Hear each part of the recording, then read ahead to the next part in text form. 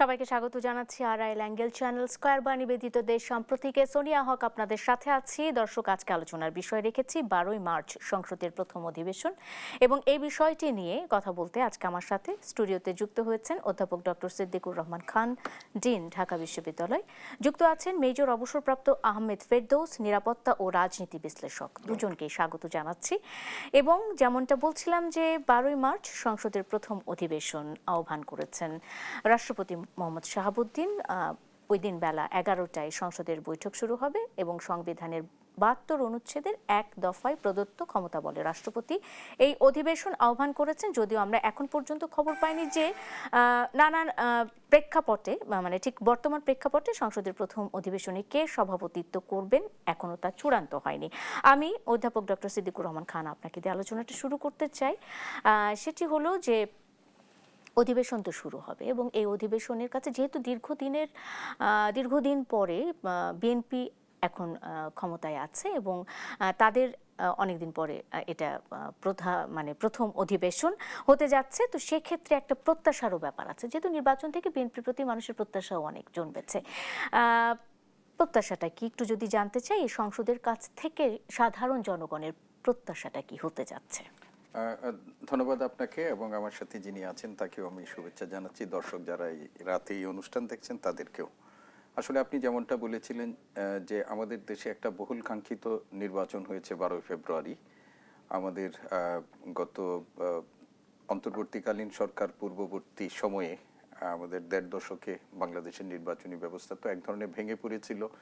ফলে ফেসিবাদী শাসন ব্যবস্থা উৎখাতের পর ইন্টারিম গভর্নমেন্টের কাছে মানুষের একটা প্রত্যাশা ছিল যে একটা বাংলাদেশে গ্রহণযোগ্য নির্বাচন হবে, এবং গত ফেব্রুয়ারি 12 তারিখে সেই নির্বাচনটি অনুষ্ঠিত হয়েছে। এবং এই নির্বাচনে আমরা দেখেছি দেশের মানুষ আগামী 5 বছর সরকার পরিচালনা, দেশ পরিচালনার জন্য তাদের প্রতিনিধি নির্বাচন করেছেন। এবং এই নির্বাচনে জাতীয়তাবাদী দল বিএনপি তারা 2/3 মেজরিটি পেয়ে ম্যান্ডেট নিয়ে ইতিমধ্যেই 17 তারিখে সরকার গঠন করা হয়েছে। এবং এই সরকার গঠিত হওয়ার পর আগামী জাতীয় সংসদ অধিবেশনটা কখন বসবে এই নিয়েও মানুষের মনের মধ্যে একটা কৌতূহল এবং আগ্রহ ছিল। আমরা প্রথমে শুনেছিলাম 26 তারিখে এই অধিবেশন বসতে পারে, কিন্তু আমরা শেষ পর্যন্ত দেখলাম যে ইতিমধ্যেই মহামান্য রাষ্ট্রপতি তিনি সংসদের অধিবেশন তিনি আহ্বান করেছেন এবং আগামী 12 মার্চ এই অধিবেশন অনুষ্ঠিত হবে। এই অধিবেশন অনুষ্ঠিত হওয়ার এবং সেখানে সভাপতিত্ব কে করবেন এই নিয়েও কিন্তু জনমনে এখন একটা কৌতূহল তৈরি হয়েছে। বাংলাদেশের ইতিহাসে একটা বিরল পরিস্থিতির মধ্যে দিয়ে আমাদের এখন যেতে হয়েছে। এই সংসদের যারা সংসদ সদস্য ছিলেন সাধারণত তারা স্পিকারের কাছে শপথ গ্রহণ করেন, কিন্তু এইবার স্পিকার পদত্যাগ করা এবং ডেপুটি স্পিকার জেলে থাকা একটা নতুন পরিস্থিতিতে আমরা দেখেছি যে সংবিধানের একটা অনুযায়ী সেখানে প্রধান নির্বাচন কমিশনার শপথ বাক্য এখন প্রথম অধিবেশনে সেখানে তো বিদায়ী সংসদের যিনি স্পিকার এবং বা ডেপুটি স্পিকার তারাই এখানে সভাপতিত্ব করার কথা। তো এখানেও একটা মানুষের মনে আগ্রহ কৌতূহল তৈরি হয়েছে যে আগামী অধিবেশনে কে সভাপতিত্ব করবেন, যার নেতৃত্বে সংসদ সদস্যগণ এই সংসদের স্পিকার, ডেপুটি স্পিকার, সভাপতি মণ্ডলী সেগুলো নির্বাচন করবেন। আমাদের অনেকগুলো প্রক্রিয়া আছে, আনুষ্ঠানিকতা। তো এইটা নিয়ে এখনো আমাদের কাছে স্পষ্ট নয়। তবে আমাদের জাতীয় সংসদের যে কার্যপ্রণালী আছে সেখানে কার্যপ্রণালী সম্ভবত বিধি 5 কার্যপ্রণালীর 5-এ একটা ক্লজ আছে যে কোনো কারণে যদি স্পিকার বা ডেপুটি স্পিকার সেইখানে সংসদের প্রথম অধিবেশনে সভাপতিত্ব না করতে পারেন, তাহলে রাষ্ট্রপতি প্রধানমন্ত্রীর পরামর্শ অনুযায়ী একজনকে সেই দায়িত্ব অর্পণ করবেন এবং অবভিয়াসলি তিনি জাতীয় সংসদ সদস্যদের মধ্যে একজন হবেন। তো আমরা ধারণা করছি যে আসলে এটি হতে যাচ্ছে যে সংসদ সদস্যদের মধ্যে থেকে হয়তো রাষ্ট্রপতি প্রধানমন্ত্রীর অনুরোধে একজনকে এই অধিবেশন শুরুর জন্য এক সভাপতির দায়িত্ব অর্পণ করবেন এবং তার সভাপতিতে হলে অন্য কাজগুলো সম্পন্ন হবে। এখন এই সংসদ যেটা আপনারা বলেছিলেন যে এই সংসদ মানুষের কিন্তু প্রত্যাশা অনেক। আমরা গত 14 সাল থেকে যে নির্বাচনগুলো দেখেছিলাম এবং সেই নির্বাচনের নামে এক ধরনের প্রশাসনের মধ্যে যে জাতীয় সংসদ অধিবেশনগুলো নির্বাচিত হয়েছিল, সেই জাতীয় সংসদগুলো আমরা জানি যে সেগুলো কার্যকর কোনো সংসদই ছিল না। আপনার মনে আছে যে রৌশন এরশাদ যিনি বিরোধী দলীয় নেত্রী, তিনি তাকে অসহায়ের মতো প্রধানমন্ত্রীর কাছে আবেদন করতে দেখা গেছে যে আসলে আমার অবস্থানটা কি সংসদে, সেটা নির্বাচন মানে নিশ্চিত করার জন্য। এবং জাতীয় সংসদের নেতাদেরও আমরা অনেক সময় এই ধরনের বিরোধী দলীয় নেতাদের হয়েছে। ফলে সংসদ মূলত পরিচালিত হয়েছে সংসদ নেতার ইচ্ছায় এবং সরকারি দল যারা ছিল তাদের এককভাবে। কিন্তু এখন যে সংসদটি দায়িত্ব নিতে যাচ্ছে বা যে সংসদ অধিবেশন অনুষ্ঠিত হতে যাচ্ছে, দেশের মানুষের একটা প্রত্যাশা আছে যে এই সংসদটা হবে কার্যকর সংসদ এবং এখানে বিএনপি এবং তার জোট সঙ্গীরা 2/3 আসনে তারা সংখ্যাগরিষ্ঠতা নিয়ে সংসদে গেছে। কিন্তু যারা বিরোধী দলে আছে বা জোট, জামাতের নেতৃত্বে জোট, সংখ্যার দিক থেকে তারা যেই হোক না কেন এই সংসদটা কার্যকর হবে। বিরোধী দল এবং সরকারি দলের অংশগ্রহণে জনকল্যাণে সেইখানে মানে কি বলে আইন প্রণয়ন হবে, এইখানে কার্যক্রম পরিচালিত হবে। এটা কিন্তু মানুষের প্রত্যাশা। এবং এই ব্যাপারে আমাদের যারা নির্বাচনের মাধ্যমে বিজয়ী হয়েছেন, বিএনপির আপনি 31 দফা দেখেন, তারপরে তাদের নির্বাচিত ইশতেহার দেখেন, সেখানে একটা কার্যকর সংসদ, একটা জবাবদিহিতামূলক গণতান্ত্রিক সরকার ব্যবস্থার অঙ্গীকার আছে, প্রতিশ্রুতি আছে। বিপরীত দিকে যারা বিরোধী দলে গেছেন তারাও কিন্তু জনগণের কাছে একটা কমিটমেন্ট দিয়েছেন। তো আমরা চাই যে অতীতে সরকার, যারা রাজনৈতিক দলগুলো ছিল নির্বাচিত হয়ে যারা সরকার গঠন করেছেন, প্রতিশ্রুতি ভঙ্গ করারও অনেক নজির আমাদের সামনে আছে। কিন্তু আমরা এবার, আমি শেষ করতে চাই এটাই বলে যে আমরা এইবার একটু ব্যতিক্রম দেখতে চাই এবং এই ব্যতিক্রম দেখার অপেক্ষায় আমরা পরিবর্তন চাই। মানুষ পরিবর্তন দেখতে চায়, যে পরিবর্তনটা এসেছে সেটি আসলে কতটুকু মানে দেখতে পাচ্ছি আমরা, সেটি আসলে আমরা দেখতে চাই। এই সংসদের কাছ থেকে প্রত্যাশা এটাই। আমি চলে যেতে চাই মেজর অবসরপ্রাপ্ত আহমেদ ফেরদৌস আপনার কাছে, অবশ্যই প্রত্যাশার কথা জানতে চাইবো এই সংসদের কাছে, এবং সেই সাথে জানতে চাইবো জামায়াতে ইসলামী এবার বিরোধী জোট, এবার বিরোধী দলের ভূমিকায় থাকবে। একটা শক্তিশালী বিরোধী দল পেলাম না, এটি গত সরকারগুলো যারা ছিল তাদের এক ধরনের আক্ষেপ ছিল। একটা শক্তিশালী বিরোধী দলের অভাবে কিভাবে সংসদ অকার্যকর হয় আমরা সেটাও দেখেছি। তো সেক্ষেত্রে জামায়াতে ইসলামী এবার মানে বিরোধী দলের আসনে বসে আছে, কতটুকু শক্তিশালী মনে হচ্ছে বিরোধী দল হিসেবে আপনার কাছে জানতে চাইবো। সেই সাথে অনেকগুলো চ্যালেঞ্জ তো আছে, নিশ্চয়ই বলতে চাইবেন মেজর অবসরপ্রাপ্ত আহমেদ ফেরদৌস। থ্যাংক ইউ সোনিয়া, আসসালামু আলাইকুম প্রফেসর সিদ্দিক এন্ড আপনার দর্শকদের জন্য সালাম।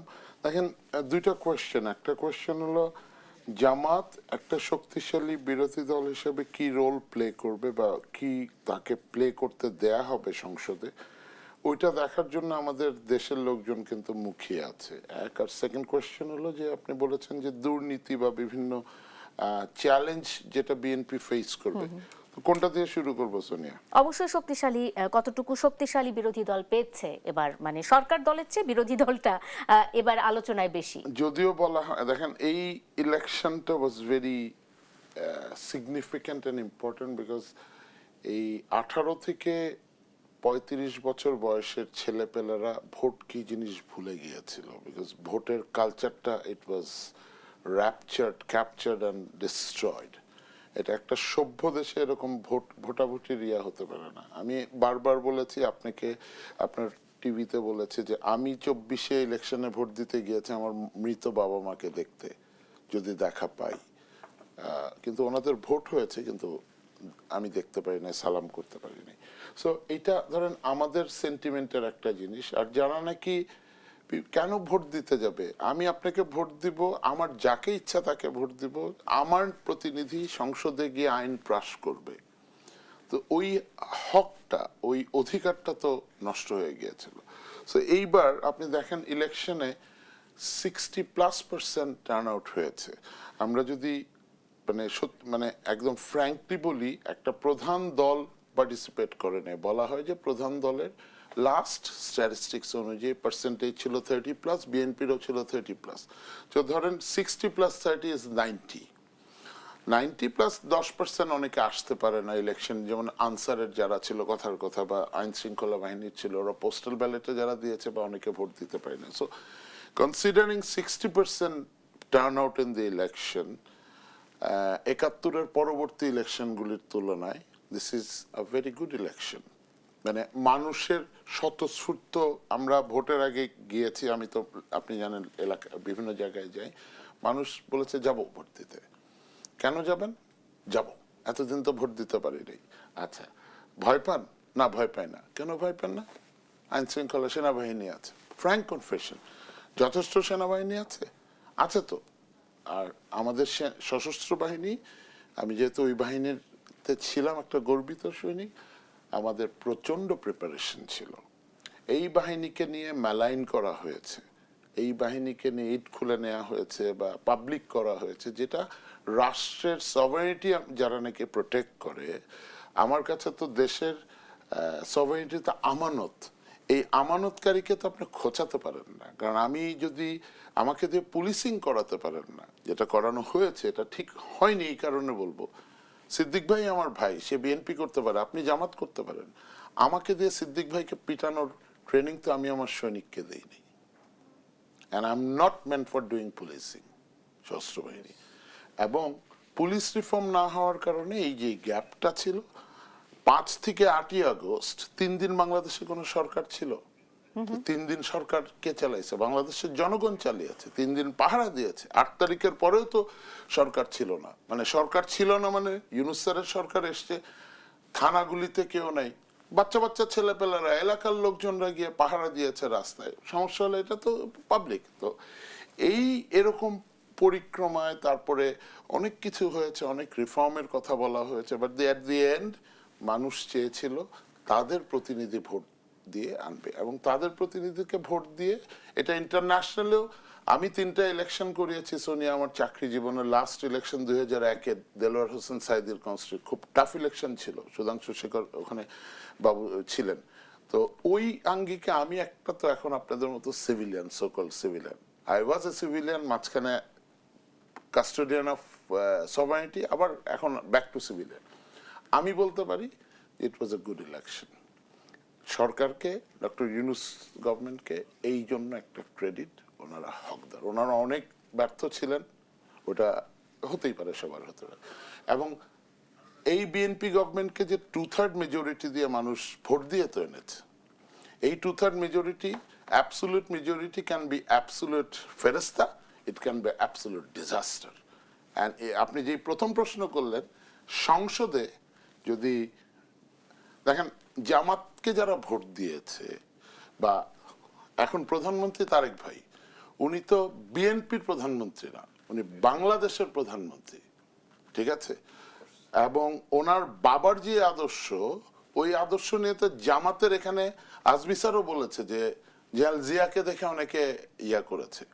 জাল জিয়া নিয়ে তো কোনো কম্প্রোমাইজ নেই, he is an icon for Bangladesh. যেমন আমরা আমাদের জাতীয় নেতাগুলিকে বিতর্কের বাইরে রেখে এখন যে নতুন প্রজন্ম পলিটিক্স করতেছে, এটা ভালো, ঠিক আছে? 2টা মৃত ব্যক্তি, বঙ্গবন্ধু শেখ মুজিবুর রহমান, হোসেন শহীদ সোহরাওয়ার্দী, কবর থেকে ওনাদেরকে মেলাইন করে, তো you don't get anything. And এই কালচার, ভাইরা শিক্ষক মানুষ, এই কালচার তো আমরা শিক্ষা দেই না, আমরা আমাদের বাচ্চাদের কাছ থেকে তো এটা আশা করি না। এখন সরকার দলের একটা বড় রোল আছে স্পেস দেয়া, বিকজ 2/3 পায়নি, যে কোনো আইন পাশ করিয়ে নিতে পারে। এবং এই কয়দিন, আজকে কয় তারিখ সোনিয়া, 10 দিনে সরকার 1 মাসের মাথায় সংসদ অধিবেশন ডেকেছে। 10 দিনে তারেক রহমান সাহেবের যে গুড জেস্টার গুলি দেখছি, 6 দিন হলো সরকারের, 6 দিন বয়স, 6 দিনের যে জেস্টার গুলি দেখছি, দিজ আর গুড সিমটমস। এবং আমরা আশা করব এই জেস্টার গুলি উনি ডিসিমিনেট করতে পারবে ওনার নেতাদেরকে মধ্যে, because leader leads with an example. General Zia led with an example. আমি জেনারেল জিয়া সম্পর্কে একটা কথা না বলে পারছি না, আমরা শুনেছি, ভাইরা সাপোর্ট করবে, উনি যখন ক্ষমতা নেন, এরপরে ওনাকে বলা হয়েছিল ঢাকা ইউনিভার্সিটি যেতে পারবেন না, স্টুডেন্টরা শুয়ে গিয়েছিল, উনি কিন্তু ওখানে গিয়ে স্টুডেন্টদের সাথে কথা বলে স্টুডেন্টদের মন জয় করে আসছে, because he was a people's leader. ওনার খাল কাটা জিনিস বলেন, ওনার মন্ত্রীরা টায়ার্ড হয়ে যেত ওনার সাথে যেতে যেতে। এবং আমরা দেখছি বেগম জি একটা আনকম্প্রোমাইজিং লেডি ছিলেন। আমি কিন্তু পলিটিক্স করি না, ভেবেন না আমি BNP Jamaat, no, I give vote যে ভালো ক্যান্ডিডেট। বাট ওনার ছেলে হিসেবে তারেক ভাইয়ের কাছে আমাদের যে প্রত্যাশা, আশা করি, আমরা আশা করব উনি পূরণ করতে পারবে। এবং জামাতের কাছে আমাদের যে প্রত্যাশা বা এনসিপির কাছে ওদের প্রত্যাশা, যে হানাহানি কালচারটা বন্ধ করে কনস্ট্রাকটিভ ন্যাশনাল ইস্যুতে উই শুড বি আইডেন্টিক্যাল। যেমন একটা গতকালের একটা ঘটনা হয়েছে, যেটা নাকি আমি একটু বলে ছেড়ে দিচ্ছি, যে সেনাবাহিনীর internal posting, this is a routine matter number one. সভ্য দেশে ভারতে সেনাবাহিনীর কে লেফটেন্যান্ট জেনারেল হলো, কে মেজর জেনারেল হলো, আপনারা একটু নিউজটা দেখেন। আরেকটা সভ্য দেশ, তারেক জিয়া যেখান থেকে আসলেন, তারেক ভাই, ব্রিটেনে কে লেফটেন্যান্ট জেনারেল হলো, কে এফডির পিএস হলো, কে ইয়া হলো। আর উই বদার্ড? আমেরিকা এটা বদার্ড, বাংলাদেশে এত এটা সেন্সিটিভ বিষয় ভাই। ওরা সার্বভৌমত্ব রক্ষা করছে, ও আমরা আমাদের সৈনিকদেরকে বলি, তোমরা লাস্ট গুলি না খাওয়া পর্যন্ত তোমার বোন, তোমার মা, তোমার স্ত্রী ধর্ষিত হবে না। That is Bangladesh. তো ওদেরকে এতদিন মাঠে ছিলাম আমরা সার্বভৌমত্বের বর্ডারের। আজকে দেখেন একটা ইনসিডেন্ট হয়েছে বান্দরবনে, জানেন বোধহয়, জেএসএফ এর সাথে একটা কনফ্লিক্ট। একটা এসএমজি পাওয়া গেছে, 141 রাউন্ড অ্যামুনিশন পাওয়া গেছে, এবং আপনার একজন জেএসএফ আঘাত। That is our responsibility, that is there responsibility, not policing. এবং এইটুক যেটা করেছে বাংলাদেশের জনগণের ইচ্ছার মধ্যে প্রতিফলন, ওরাও সাহায্য করেছে এই ইলেকশনে। এবং আমার বিশ্বাস সোনিয়া, যে আমরা একটা ভালো দিকে যেতে পারবো যদি আমরা একটু সহনশীল হই। অবশ্যই আমাদের সহনশীলতাই আমাদেরকে আমাদের প্রত্যাশাকে প্রাপ্তিতে বদলে দিতে পারে, এটুকু তো বিশ্বাস আছে।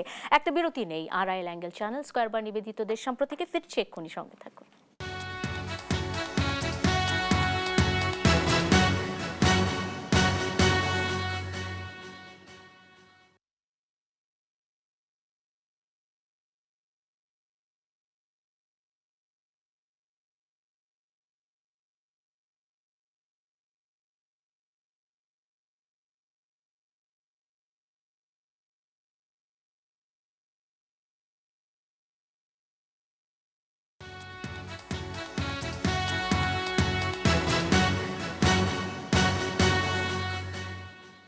বিরতির পর স্বাগত আরেকবার। দেখছেন দেশ সাম্প্রতিক, নিবেদন করছে আড়াইল অ্যাঙ্গেল চ্যানেল স্কয়ার বার। সোনিয়া হক আপনাদের সাথে আছি। 12ই মার্চ সংসদের প্রথম অধিবেশন, এই বিষয়টি নিয়ে কথা বলছিলাম। আমার অতিথিরা যুক্ত আছে, আলোচনায় ফিরতে চাই। এই অংশে আমি একটু জানতে চাই, বিএনপির ক্ষমতায় যাওয়ার এক সপ্তাহের মধ্যে ঢাকা উত্তর ও দক্ষিণ সিটি সহ দেশের 6টি সিটি কর্পোরেশনে আগের প্রশাসকদের সরিয়ে নতুন প্রশাসক নিয়োগ দেওয়া হয়েছে। যারা এই পদগুলোতে নিয়োগ পেয়েছেন তারা দেখা যাচ্ছে সবাই বিএনপি নেতা। 2024 সালে যে জুলাই গণঅভ্যুত্থান হয়েছে, সেখানে আওয়ামী লীগ ক্ষমতাচ্যুত হওয়ার পর অন্তর্বর্তী সরকার দায়িত্ব নিয়ে সিটি কর্পোরেশনগুলোর মেয়রদের পদচ্যুত করেছিল, এবং এরপরে নিয়োগ দেওয়া হয়েছে এই রাজনৈতিক প্রশাসক। বিএনপি নির্বাচনের মধ্য দিয়ে ক্ষমতায় যাওয়ার পর এখন রাজনৈতিক প্রশাসক নিয়োগ দেওয়া হলো, এটি বিভিন্ন জায়গার প্রাপ্ত তথ্য থেকে বলা হচ্ছে। প্রশ্নটা হচ্ছে, আমি অধ্যাপক ডক্টর সিদ্দিকুর রহমান খান, আপনার কাছে এই প্রশ্নটা দিয়ে শুরু করি। সেটি হলো যে, যেহেতু স্থানীয় সরকার নির্বাচনের বিষয়টি রয়েছে, এবং এই স্থানীয় সরকার নির্বাচনের বিষয়টি আমরা দেখেছি মির্জা ফখরুল ইসলাম আলমগীর যত তাড়াতাড়ি দ্রুত সম্ভব সেটি তিনি বলার চেষ্টা করেছেন যে সেটি সম্পূর্ণ হবে। প্রশ্ন হলো, সকলেই আশঙ্কা করছেন যেহেতু রাজনৈতিক প্রশাসক নিয়োগ দেওয়া হয়েছে, সেটি স্থানীয় সরকার নির্বাচনের উপর কোনো ধরনের প্রভাব ফেলতে পারে কিনা। আচ্ছা, ধরুন আজকে 6টা সিটি কর্পোরেশনে প্রশাসক নিয়োগ দেওয়া হয়েছে। এর মধ্যে ঢাকা দক্ষিণ সিটি কর্পোরেশনের প্রশাসককে কেন্দ্র করে কিন্তু মেয়রকে কেন্দ্র করে কিন্তু অনেক নাটকীয়তা আমাদের হয়েছে।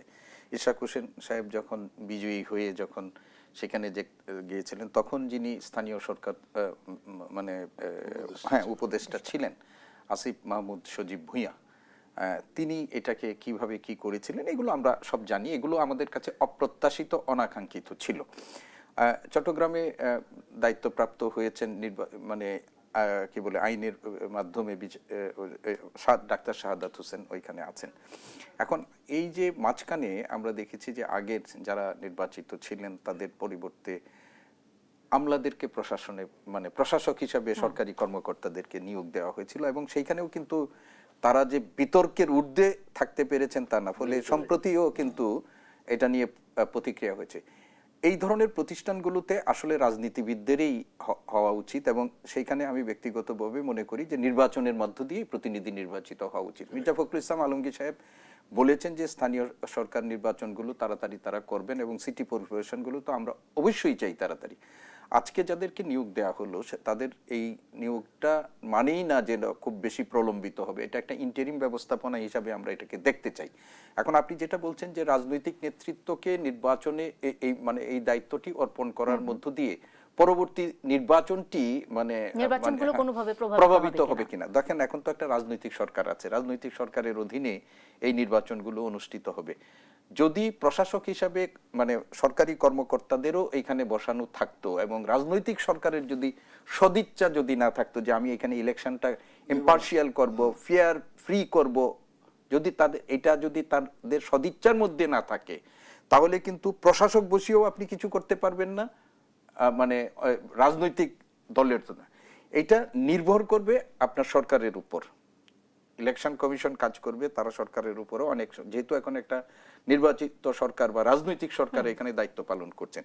আমরা বিশ্বাস করতে চাই সেটা হলো সিদ্দিক ভাই, জি। আমলারা তো জবাবদিহিতার মধ্যে থাকতে চায় না। এরা যারা করছে এদের তো জবাবদিহি করতে হবে। এরা যদি একটা ভোট যদি হয়, সেই ভোটে যদি এখানে কেউ মানে নির্বাচন করতে যায়, তার মাথার মধ্যে থাকবে যে আমি কিন্তু একটা ভোটে যেতে হবে এবং সেই ভোটে সেই ভোটে আমাকে কিন্তু নির্বাচিত হয়ে থাকে। ক্ষমতাসীন অনেকেরই কিন্তু নির্বাচিত না হওয়ার রেকর্ড কিন্তু আমাদের দেশে আছে, যে যিনি ক্ষমতাপ্রাপ্ত, যিনি দায়িত্বপ্রাপ্ত ছিলেন, দ্বিতীয়বার গিয়ে তিনি কিন্তু নির্বাচিত হন নাই, এরকম নজির আমাদের মধ্যে আছে। আমরা যারা হয়েছেন তাদের মধ্যে প্রত্যেকেই কিন্তু রাজনীতিবিদ হিসাবে এরা পরিচিত এবং তাদের সাথে জনগণের একটা কানেকশনও আছে। এবং এই যে আব্দুল সালাম সাহেব, তিনি কিন্তু অবিভক্ত মানে ঢাকা সিটির ডেপুটি মেয়র ছিলেন, তিনি দায়িত্ব পালন করেছেন। এবং মঞ্জু সাহেব যিনি আছেন, তিনিও কিন্তু জনপ্রতিনিধি হিসাবে দায়িত্ব পালন করেছেন এবং অন্য যারা আছেন তারাও কিন্তু জনপ্রতিনিধি ছিলেন।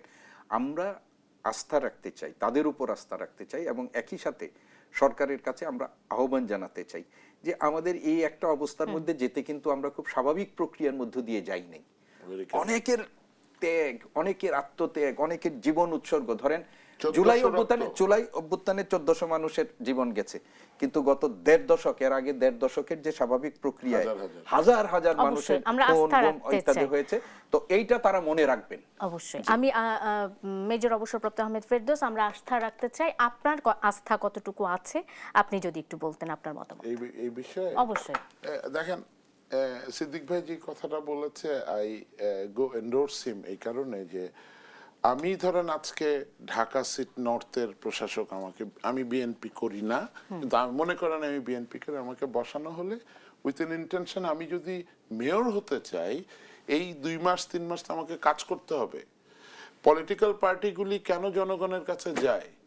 বিকজ আমরা দেখেছি 90-এর পরবর্তী, আমরা 90-তে গণতন্ত্রের হাইওয়েতে উঠেছি বা রাস্তায় উঠেছি, একবার আওয়ামী লীগ, একবার বিএনপি, একবার আওয়ামী লীগ, একবার বিএনপি, 111 বাদ দেন, তারপরেরটা তো পচা এক্সাম্পল। তো এই যে জবাবদিহিতার জায়গাটা মানুষের কাছে, এখন এইটাকে ক্রিটিসাইজ করা যায় সোনিয়া, এখন ডিপেন্ড করে আপনি 6 জন প্রশাসককে যে বসিয়েছেন, উনি 2 জনের নাম বলল, আমি 2 জনকেই চিনি। বা চিটাঙে কার কথা বললেন? চিটাং তো এমনিতেই, হ্যাঁ, ওই শাহাদাত ভাই আছে, ওই যে ডাক্তার শাহাদাত, উনি তো আইনের মাধ্যমে সো বাকিগুলিকে আমি ওরকম চিনি না বললাম, but they will have to be answerable to the people, number 1। এবং গভর্নমেন্ট যেহেতু বিএনপি ফর্ম করেছে, গভর্নমেন্টের দায় দায়িত্ব আছে একটা ভালো স্থানীয় সরকার নির্বাচন করে, ইলেকশন কমিশনের দায় দায়িত্ব আছে, এবং এটা তো ওরা করছে। এখন সোনিয়া, অনেকে হয়তো বলবে 6 দিনের মাথায় এত আলোচনা করতেছো, ইজন্ট ইট টু আর্লি? আপনি একটা মন্ত্রণালয় পাইছেন অনেকদিন পরে, ক্ষমতায় নাই আপনি 20 বছর অলমোস্ট, 111 করে। আর কত ব্যাড এক্সাম্পল আছে এই 17 বছরে, যে কি কত মামলা হামলা, আপনি শুধু লেফট রাইট করছেন কোর্টে, পালায় বেড়াইছেন, রিক্সা চালাইছেন আপনি অনেক নেতা। তো এরা এসে যখন একটু বসবে, যেমন মিলন ভাইয়ের কথা বলি, শিক্ষা মন্ত্রী, হি ওয়াজ ভেরি বোল্ড, উনি তো বিএনপির নেতাকে, শিক্ষককে ধরছে। আমাদের সামরিক উপদেষ্টার কথা বলি, ব্রিগেডিয়ার শান্ত, আমাদের বন্ধু মানুষ, আই নো হিম পার্সোনালি, একটা ব্রিলিয়ান্ট অফিসার, সে আর্টিলারি কোরের অফিসার, যোগ্য। এবং গভর্নমেন্টের কাছে বা বাংলাদেশের জনগণের কাছে একটা রিকোয়েস্ট করি, সেনাবাহিনীকে পলিটিসাইজ যদি না করে এই দেশটা অনেক সুন্দর হয়ে যাবে। কোনো আরেকটা রিকোয়েস্ট আবার বলি, গোবেলসিয়রের মতো র্যাবে সশস্ত্র বাহিনীর অফিসার না যাও, কারণ আমি আমার সৈনিককে ট্রেন করি না সিদ্দিক ভাইকে নিরপরাধ আপনাকে গুলি করতে। অবশ্যই অবশ্যই এটা আমার সহনশীলতা, কষ্ট লাগে। রাজনৈতিক সহনশীলতা এবং যেটি বলছিলেন যে আসলে সবকিছুতে রাজনৈতিক কৌশল মেনে না চলা বা অবলম্বন না করা।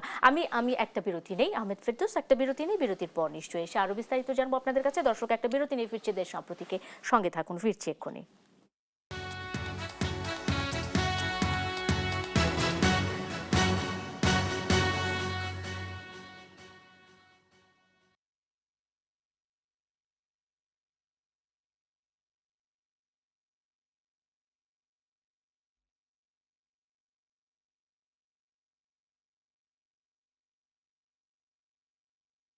কতক্ষণ পাবো, কতক্ষণ পাবো, তাইলে তাদেরকে বলে রাখতে পারি আমি।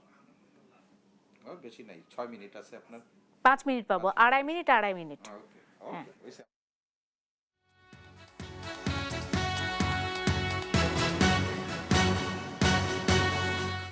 বিরতির পর স্বাগত আরেকবার। দেখছেন দেশ সাম্প্রতিক, নিবেদন করছে আড়াইল অ্যাঙ্গেল চ্যানেল স্কয়ারবার। সোনিয়া হক আপনাদের সাথে আছি। আলোচনায় ফিরে যেতে চাই এই অংশে। আহমেদ ফেরদৌস, আপনার কাছে শুরুতেই যেতে চাই, সেটি হলো আজকে ত্রাণ মন্ত্রী আসাদুল হাবিব দুলু তিনি একটি কথা বলেছেন তার মন্ত্রণালয়ে, সেটা হলো দুর্নীতির বিষয়ে বর্তমান সরকার জিরো টলারেন্স নীতি গ্রহণ করেছে। তিনি বলেছেন, আমরা নিজেরাও দুর্নীতি করব না, আমরা কাউকে দুর্নীতি করতে দিতে চাই না। দুর্নীতির এক ধরনের অভিযোগ বিএনপির বিরুদ্ধে আছে। এই সংসদ শুরু হচ্ছে, সেখানে নিশ্চয়ই দুর্নীতির বিরুদ্ধে এই যে জিরো টলারেন্সের কথা, সেটি আরো বেশি প্রাসঙ্গিক হবে, আরো বেশি প্রায়োগিক হবে। সেই সাথে বিএনপির চলার পথে এই দুর্নীতির বিষয়টি তো এক ধরনের চ্যালেঞ্জ। আপনার কি মনে হয় Ahmed Ferdous? Thank you, good question Sonia. একটা এক্সাম্পল না দিলে এই দুর্নীতি নিয়ে কথা বলে। আমরা যখন ইয়াং অফিসার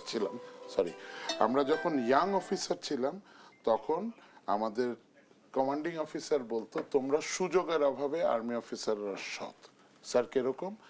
তোমার বিডিআর এ পোস্টিং হলে বিডিআর এ কমান্ডিং অফিসার সিও 90-র কথা বলছি, তুমি যদি ঘুষ না খেয়ে বেরিয়ে আসতে পারো, তুমি বলতে পারো টাকার ক্ষেত্রে তুমি দুর্নীতিবাজ না। ঠিক আছে? তো এই এক্সাম্পলটা দেওয়ার মানে হলো, দেখেন আমাদের পলিটিক্যাল পার্টিগুলির মানে এটা ক্রিটিসাইজ করতে হচ্ছে, both the parties, all the parties. Nomination বাণিজ্য হলে ভাই আমার বাপের জমিদারি আছে, আমি 10 কোটি টাকা খরচ করে টাকা উঠাবো না। আপনি আরেকটা কথা আসেন, পুলিশে যে এসআই পদে, সৈনিক পদে 8 লাখ টাকা দিয়ে একটা কৃষকের ছেলে আসে, তার কি জমিদারি আছে? সে দুর্নীতি। সো আমার গোড়ায় গলদ, আমি যেটা বলছি, বিএনপি বাদ দেন, এখন আমাদের মনের মধ্যে গলদ, আমি চোর, ভাই চোর, আপনি চোর। আপনি কিভাবে আশা করেন আমার ছেলেটা? তো শিক্ষা দিই আমি, যদি ভাইরা যদি সুশিক্ষা দেয়, আমরা বাবারা যদি শিক্ষিত, আপনি মা হিসেবে শিক্ষা দেন যে আপনার ছেলেকে ছোটবেলা থেকে মিথ্যা কথা বলো না, চুরি করো না। আগে এলাকায় আমরা দেখতাম খারাপ লোক ঘুরে গেলে বলে ওই চোর, সিদ্দিক ভাই বলতাম না? আর এখন বলে ভালো লোক খুঁজি, কই ভালো লোক? তো বাংলাদেশের অবস্থা হচ্ছে 17.5 কোটি, এর মধ্যে আমিও বড় চোর, আমি বড় মিথ্যুক। কারণ আমি আমার ছেলেকে ফোনে বলি, বাবা বলো বাড়িওয়ালা ভাড়া চাচ্ছে, বাবা অসুস্থ। আপনি মা বলেন যে বাবা বলো আর গেস্ট আসছে, অথচ আপনি জিটিভি দেখছেন, কথার কথা। এই অবস্থার প্রেক্ষিতে দুর্নীতিটাকে সহনশীল পর্যায়ে নেওয়া যাবে বাংলাদেশে। আপনি যদি এক্সপেক্ট করেন দুর্নীতি জিরো হবে, পাগল। বেগম জিয়া যেতে বলেছেন পাগল, আমিও বলছি পাগল। হ্যাঁ, তবে যারা ক্ষমতায় আছে, দুর্নীতি কিভাবে হয়? এই যে আপনি যেই নির্বাচনের যে পরিবেশ, আমাদের member of parliaments are not meant for doing কাবিখা টাবিখা। এরা ল মেকিং করবে, এরা পলিসি মেকিং এ দেশের ইয়া করবে। তো আর যারা ডাউন দি লাইন আছে, আমি যদি ওদেরকে আমার দলকে কন্ট্রোল করতে না পারি, তাহলে তো দুর্নীতি হবে। এবং এই দুর্নীতি বিএনপির যে গন্ধ আছে, আওয়ামী লীগের কি নাই, জাতীয় পার্টির কি নাই, আমরা জামাতের নাই, সুযোগের অভাবে আমরা হুজুর। অসংখ্য ধন্যবাদ মেজর অবসরপ্রাপ্ত আহমেদ ফেরদৌস। আমি চলে যেতে চাই অধ্যাপক ডক্টর সিদ্দিকুর রহমান খান। এই প্রসঙ্গটিতেই থাকতে চাই, নতুন কোনো প্রশ্ন নয়। গোড়ায় যখন গলদ, ঠিক তখন আসলে জিরো টলারেন্স নীতি মানে কতটুকু কার্যকর হতে পারে? আচ্ছা দেখুন, ভাই যে কথাটি শেষ বলেছেন যে আমরা কে চোর না, সবারই কিন্তু আছে, সুযোগের অভাবে কেউ আমরা সাধু আর কেউ মানে চোর হিসাবে আমাদের সাথে পরিচিত। আপনি এই নির্বাচনটায় দেখেন, এই নির্বাচনটাতে বিএনপির যারা প্রতিদ্বন্দ্বী জোট ছিল তাদের পক্ষ থেকে নির্বাচনী প্রচারণার একটাই জিনিস, আপনি কি ভোটটা চাঁদাবাজকে দিবেন, দুর্নীতিবাজকে দিবেন, না ইনসাফ এবং মানে সুশাসন প্রতিষ্ঠার পক্ষে দিবেন। এত কথা বলার পরেও কিন্তু বিএনপির উপরেই মানুষ আস্থা রেখেছে। বিএনপির এই কথাটা মনে রাখতে হবে, যারা বিএনপির যারা আছেন এরা এই কথাটা মনে রাখবে যে তাদের বিরুদ্ধে দুর্নীতিবাজ হিসাবে, চাঁদাবাজ হিসাবে তাদের বিরুদ্ধে যে এত প্রচারণাটা করে জামাতে ইসলামী এবং তার এলাই যারা ছিলেন এটাকে একটা শিল্পের পর্যায়ে নিয়ে গিয়েছিলেন। কিন্তু তারপরেও বাংলাদেশের মানুষ বিএনপির উপর আস্থা রেখেছে এবং এই আস্থার মূল্যটা বিএনপিকে দিতে হবে। এখন আপনি দুর্নীতি কি কেবলমাত্র ঘুষ খাওয়ার মধ্যেই সীমাবদ্ধ? দুর্নীতি কি টাকার দুর্নীতি? দুর্নীতি কিন্তু অনেক ব্যাপক এবং অনেক একটা বড় একটা পরিসর। এখন আপনি শুধু বললেন যে আমি আর্থিক দুর্নীতি করব না, কিন্তু আমি আমার কাজের মধ্যে আমি দুর্নীতি করব, আমি আমার পলিসিতে দুর্নীতি করব, অন্য কিছু। আমরা চাই যে এইবার তারেক রহমান সাহেব ওই 31 দফা থেকে তিনি দুর্নীতির বিরুদ্ধে জিরো টলারেন্সের কথা বলছেন, ন্যায়পাল প্রতিষ্ঠা করবেন, সুশাসনের কথা তিনি বলেছেন। তিনি তার কর্মের মধ্য দিয়ে তিনি এটা প্রমাণ করার চেষ্টা করছেন শুরু থেকেই। এবং তিনি বলেছেন যে দেখেন আমাদের দেশে এই ল মেকারদের কেবলমাত্র একটা ট্যাক্স ফ্রি গাড়ি নিয়ে যত রকমের দুর্নীতি আছে, আমাদের যত ধরনের সমালোচনার আছে, একটা প্লট নিয়ে আমাদের যেত না, তিনি বলেছেন কেউ নিতে পারবে না। এটা আমরা চাই যে বাস্তবায়ন হোক। আপনি ছোট ছোট দিয়ে শুরু করেন না কেন, ছোট ছোট দিয়ে শুরু করেন। এবং আমি ওনার সাথে সম্পূর্ণ একমত, আপনি বাংলাদেশে রাতারাতি ফেরেস্তা বসায় দিতে পারবেন না, কিন্তু আপনার ইন্টেনশন আছে যে এর বিরুদ্ধে আমি যা অঙ্গীকার করেছি সেটা বাস্তবায়ন করতে চাই। তারপর হ্যাঁ আমি করতে চাই। আমার যারা লোকেরা আছে তারা, একজন কৃষিমন্ত্রী তারেক রহমানের দৃষ্টান্ত অনুসরণ করে কৃষিমন্ত্রী বলছেন যে আমি বেতনের টাকাটাও নিতে, এরা কেউ দরিদ্র মানুষ না। বাংলাদেশের যারা নির্বাচনে আসছে কোটিপতির সংখ্যা নাকি 80% বেশি, তো এরা তো কেউ দরিদ্র মানুষ না, দিন আনে দিন খায় না। ওই এমপি হিসেবে বেতনের উপর তারা কেউ নির্ভর করবেন না, তাদের প্রত্যেকেরই আল্লাহর রহমতে ভালো অবস্থান আছে।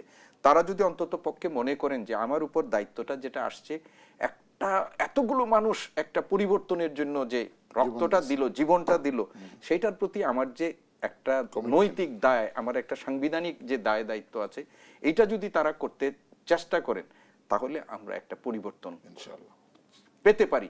এবং এটা আমরা চাই, কারণ এখনই আমাদের কোনো চূড়ান্ত কমেন্ট করার সময় ইট ইজ টু আর্লি।